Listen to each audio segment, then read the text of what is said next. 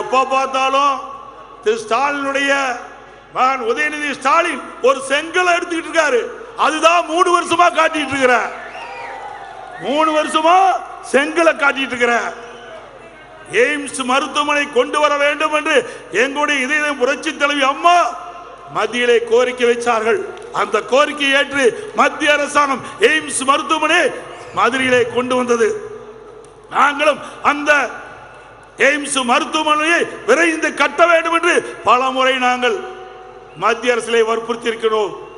ஆனால் நீங்கள் என்ன செய்தீர்கள்? இந்த செங்கலை நாடாளுமன்றத்தில் காட்ட வேணும், ரோட்ல காட்டி பிரயோஜனம் இல்ல. அதனால என்ன பயன்? விளம்பரத்திற்காக செங்கலை தூக்கி காட்டுறார். ஸ்கிரிப்ட மாத்தப்பா, கதையை மாத்து, இதையே காட்டிட்டு இருக்க வேண்டாம். இப்போ என்ன தெரியுமா சொல்றாரு எடப்பாடி பழனிசாமி? நேத்து உதயநிதி மாத்தி பேசணும், திருப்பி கல்ல எடுத்துட்டாரு, ஸ்கிரிப்ட மாத்துங்க அப்படின்னாரு. இந்த போட்டோ காட்டுங்க.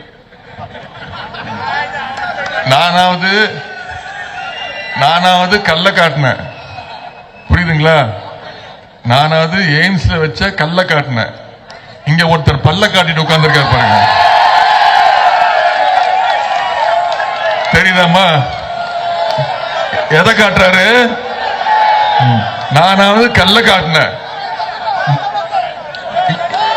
இவர் எதை காட்டுறாரு?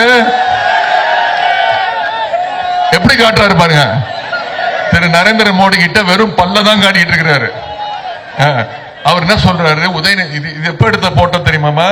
ஜனவரி 27 2019 அதே மதுரை எய்ம்ஸ் அடிக்கல் நாட்டு விழாவில் எடுத்த பல்ல காட்டின போட்டோ, கல்ல வச்சுக்கிட்டு பல்ல காட்டின போட்டோ.